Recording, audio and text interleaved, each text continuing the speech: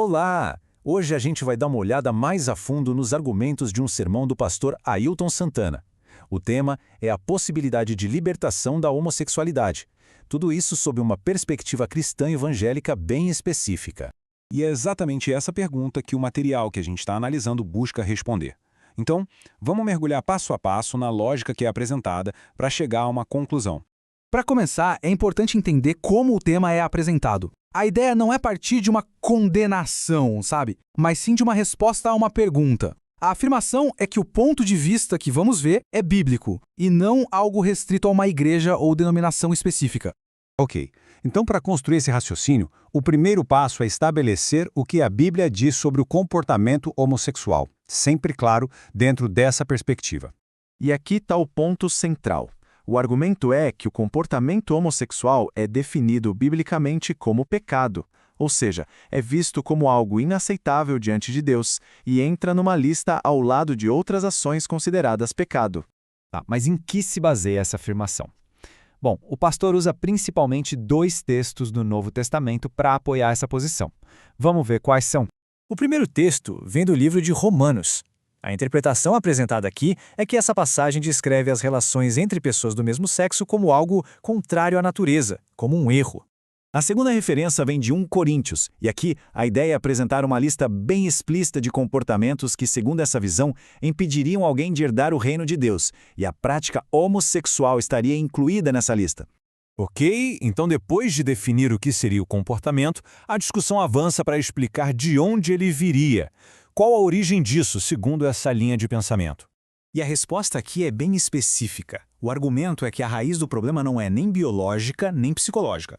Seria, na verdade, uma enfermidade do espírito. E essa doença viria do que a teologia chama de natureza pecaminosa, que seria uma inclinação para o erro que todo ser humano já nasceria com ela, quase como uma semente do mal espiritual. E é por isso que, segundo o pastor, ninguém nasce gay. A fonte aqui rejeita de forma bem clara a ideia de uma origem biológica. A homossexualidade é vista como um comportamento que surge dessa condição espiritual e que pode aparecer em qualquer fase da vida. Para reforçar essa ideia, o argumento coloca a homossexualidade na mesma categoria espiritual de vários outros pecados. Sabe, a lógica é que as diferenças que a sociedade faz entre um pecado e outro são humanas. Para Deus, estaria tudo no mesmo nível. Certo. Então, se o problema e a causa já foram definidos, qual seria a solução? É aqui que a apresentação descreve o caminho proposto para tal libertação. E para isso, o pastor usa o versículo que vem logo em seguida daquela lista de Coríntios que a gente viu. A ideia é mostrar que a mudança é sim possível. O texto diz que algumas pessoas na igreja primitiva praticavam essas coisas, mas foram transformadas. Foram, nas palavras da Bíblia, lavadas e santificadas. E como funcionaria essa transformação? Bom, ela é apresentada em um processo espiritual de 3 passos. Primeiro, aceitar Jesus. Segundo, ser lavado e santificado, que é como uma purificação e uma separação para Deus. E, por fim, ser justificado, ou seja, ser declarado justo. Segundo o argumento, nada disso acontece por esforço próprio, mas sim pela fé. Mas um ponto importante. Essa libertação não significa que a tentação desaparece. A ideia é que ela ainda pode acontecer do mesmo jeito que acontece com alguém que lutava com outros pecados. A diferença seria ter o poder, pela fé, de resistir a essa tentação. Bom, caminhando para o final, vamos resumir a mensagem principal do pastor e o chamado à ação que ele faz.